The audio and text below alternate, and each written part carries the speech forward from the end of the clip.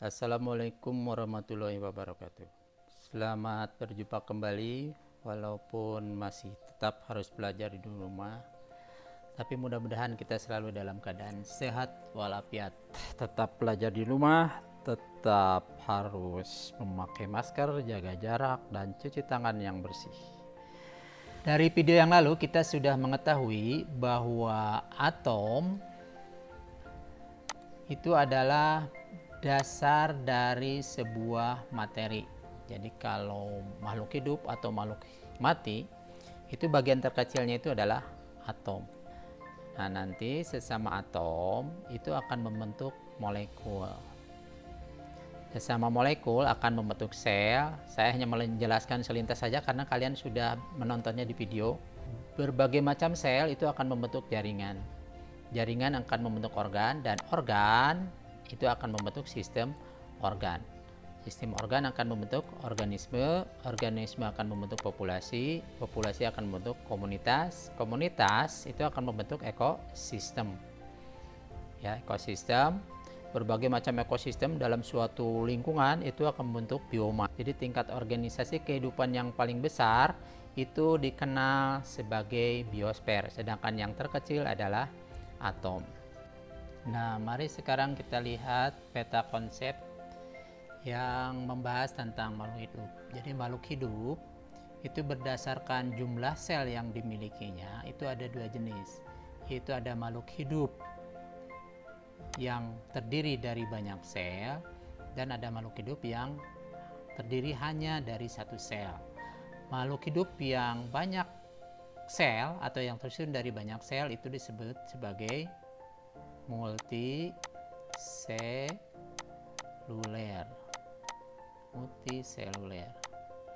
Sedangkan yang hanya tersusun dari satu sel itu disebut sebagai monoseluler. Nah, untuk makhluk hidup yang hanya terdiri dari satu sel itu diantaranya adalah amuba, bakteri, euglena, paramecium, dan ganggang biru. Mungkin kalian sudah mengenal amuba. Itu salah satunya yang mengakibatkan kita kalau jajan sembarangan atau makan makanan yang kurang bersih bisa mengakibatkan disentri, ya. Nama amubanya amuba dysenteriae. Kemudian untuk makhluk hidup yang terdiri dari banyak sel atau multiseluler itu tersusun atas sel, jelas tersusun atas sel. Apa itu sel? Sel adalah bagian terkecil dari makhluk hidup yang masih mempunyai fungsi kehidupan karena tersusun dari organel sel, ya. Organel sel itu diantaranya adalah ada membran sel, kemudian ada inti sel, ada sitoplasma, ada apa lagi? Ada nukleus atau inti sel, ada nukleolus, anak inti sel, nukleolus atau anak inti sel. Kemudian ada retikulum endoplasma, ada ribosom, lisosom, mitokondria, dan lain sebagainya. Ya, nanti untuk fungsi-fungsi selnya kalian bisa baca sendiri. Kemudian nanti sesama sel itu akan membentuk jaringan. Sesama sel akan membentuk jaringan. Ya. Jaringan-jaringan yang sama bentuk dan fungsinya itu akan membentuk organ. Nah, sini contoh dari jaringan adalah pada hewan itu ada jaringan epitel, jaringan ikat, jaringan otot, dan jaringan saraf. Sedangkan pada tumbuhan itu jaringan epidermis atau kulit pohon, kemudian xilem dan phloem atau jaringan pembuluh, dan kolenkim atau jaringan penguat. Jaringan kolenkim itu banyak terdapat pada monokotil. Contohnya kalau kalian melihat pohon pisang atau pohon bambu yang tertiup oleh angin, walaupun dia sudah tertiup angin melengkung begini, tapi bisa kembali lagi ke asal, ya, berdiri lagi itu karena adanya jaringan kolenkim. Nantilah dibahas nanti di kelas 8, ya. Nanti di kelas 8 kita bahas. Sesama jaringan tadi akan membentuk organ. Contohnya adalah pada hewan kita mempunyai mata, hidung, tangan, dan jantung. Loh kok kita Pak? Iya, kita itu manusia. Manusia itu adalah hewan, tapi hewan yang berakal. Karena semua ciri-ciri tubuh kita itu sebenarnya tidak berbeda dengan hewan. Bedanya hanya satu saja, karena kita mempunyai akal. Jadi kalau orang yang tidak mempergunakan akalnya itu tidak jauh berbeda dengan hewan. Itu.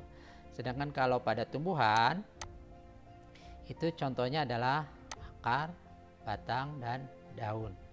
Ada bunga juga, ada buah juga, dan lain sebagainya. Itu adalah organ. Ya. Kemudian sesama organ itu akan membentuk sistem organ.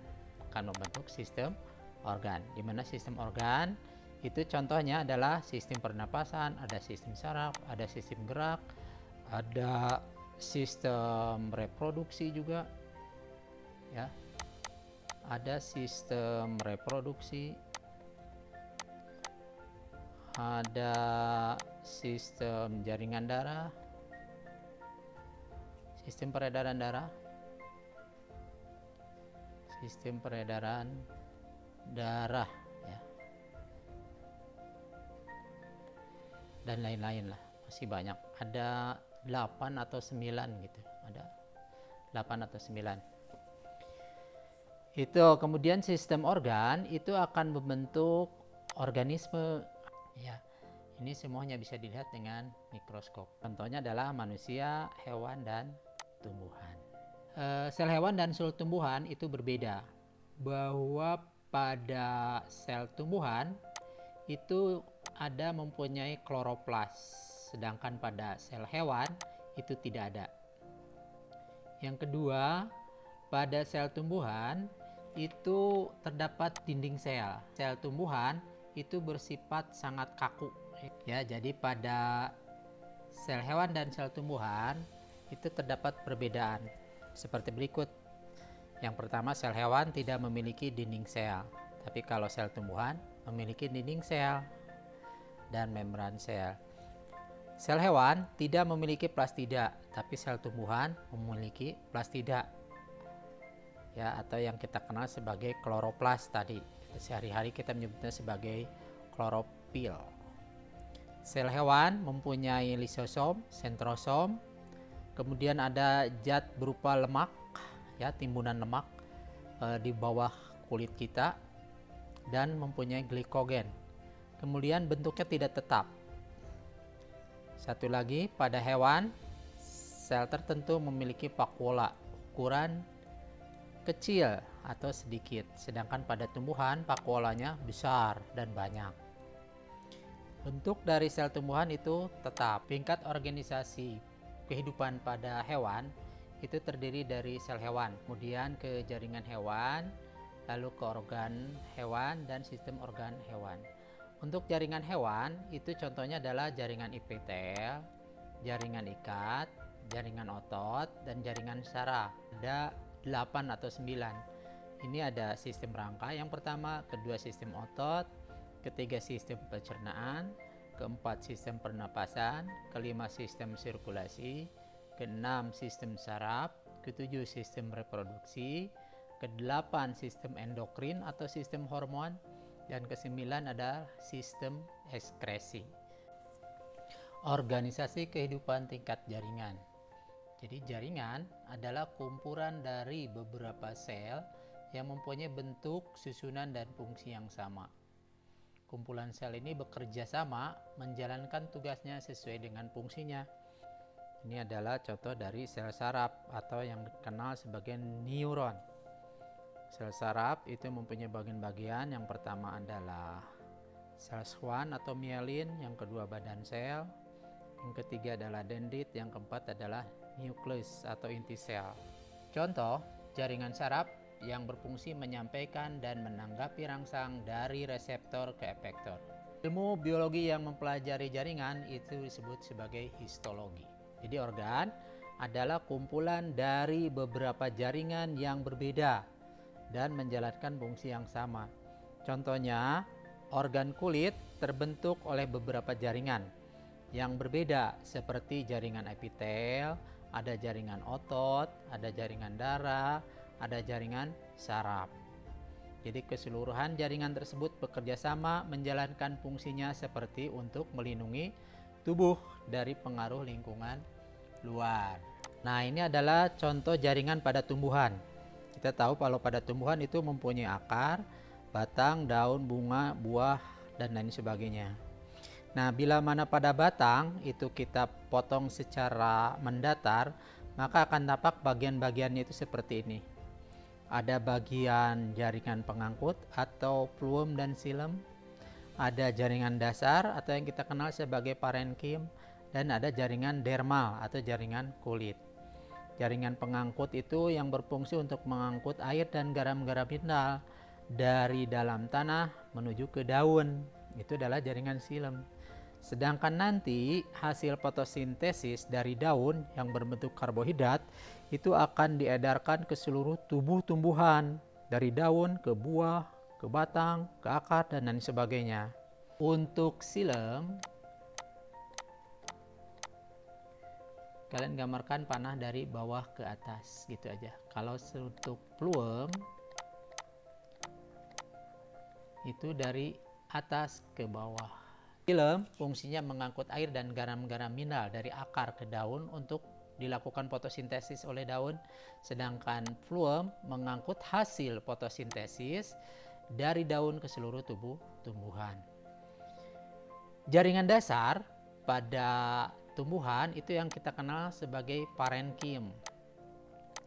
Parenkim. Nanti diperdalam di kelas 8 juga sama ya, tapi sementara nggak apa-apa lah, agar kalian tahu aja.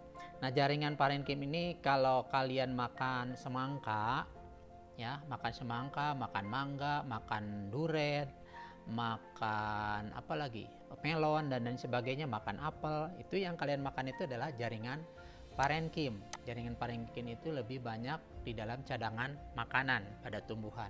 Bila mana organ daun pada tumbuhan kita potong, lalu kita lihat di bawah mikroskop, maka akan tampak seperti ini. Ada jaringan epidermis, ya, ada jaringan epidermis, ada jaringan palisade, sel palisade, ada jaringan phloem, ada jaringan xilem. Tadi ingat apa? Xilem untuk mengangkut air dan garam-garam mineral dari akar ke daun, ya. Ini jaringan xilem yang udah pada daun, sedangkan jaringan phloem itu adalah jaringan yang berfungsi untuk mengangkut cadangan makanan hasil fotosintesis dari daun ke seluruh tubuh tumbuhan. Kemudian ini kloroplas. Nah, kloroplas itu yang kita kenal sebagai klorofil. Kemudian ada jaringan serabut. Nah, ini stomata. Kalian udah tahu pasti, stomata itu yang kita kenal sebagai mulut daun. Ya, mulut daun itu pada permukaan bawah dari daun. Lalu ada epidermis bawah, ya, ada epidermis bawah. Itu jaringan pada tumbuhan. Sekarang jaringan pada manusia atau pada hewan.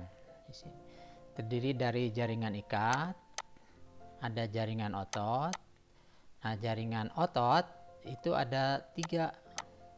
Nanti di kelas 8 itu diperdalam. Ada otot polos, ada otot lurik,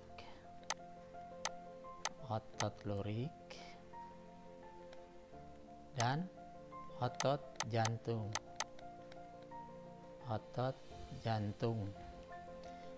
Otot polos itu cara kerjanya itu tidak disadari. Misalkan mata kita berkedip dengan sendirinya, tidak usah diperintah. Tapi kalau otot lurik itu harus disadari. Contohnya adalah otot atau daging yang melekat pada tulang kita. Kita bisa menulis, kita bisa duduk, kita bisa berlari, itu karena adanya otot polos. Kemudian otot jantung. Kalau otot jantung itu bentuknya seperti otot lurik, tapi cara kerjanya adalah seperti otot polos. Jadi bentuknya seperti otot lurik, tapi cara kerjanya tidak disadari. Kemudian jaringan epitel, kemudian jaringan darah. Ada 3 kan tadi saya bilang. Ada sel darah putih, sel darah putih atau disebut sebagai apa? Leukosit. Ada sel darah merah, ada sel darah merah, ada sel darah merah atau eritrosit. Dan yang terakhir adalah sel darah pembeku. Sel darah pembeku yang terakhir. Sedangkan jaringan tulang itu ada dua, ada jaringan tulang keras dan jaringan tulang lunak. Jaringan tulang keras dikenal sebagai osteosit. Nah, sel tulang keras, osteosit. Sedangkan yang lunak itu adalah kondrion. Kondrion. Osteosit terdapat di mana? Banyak. Tulang pipa kita, tulang lengan kita, tulang paha kita, tulang kering kita itu adalah osteosit. Sedang kondrion itu banyak terdapat pada telinga. Telinga kita itu kan lunak karena tersusun dari tulang rawan. Hidung kita juga lunak karena tersusun dari tulang rawan. Ini adalah jaringan adipose. Nah, jaringan adipose itu adalah jaringan yang banyak terdapat di dalam bawah kulit, di permukaan bawah kulit kita. Bagi kalian yang tubuhnya gemuk, itu banyak jaringan adipose di bawah kulitnya. Jaringan lemak karena terlalu banyak makan makanan yang berlemak, sehingga makanan tersebut disimpan dalam bentuk jaringan adipose, digunakan oleh tubuh sebagai cadangan makanan. Kalau pada tumbuhan itu dalam bentuk jaringan parenkim, ya. Ini adalah fungsi dari sistem organ. Yang pertama adalah sistem pencernaan. Ini atau digestif. Organ penyusunnya terdiri dari mulut, kerongkongan, lambung, usus halus, usus besar, anus, hati, kantung empedu, paru-paru, dan pankreas. Fungsinya mencernakan makanan agar dapat diserap dan digunakan oleh sel-sel tubuh. Untuk sistem organ yang lainnya silakan nanti kalian cari sendiri di buku paket, kemudian nanti dirangkum lagi di buku catatan kalian.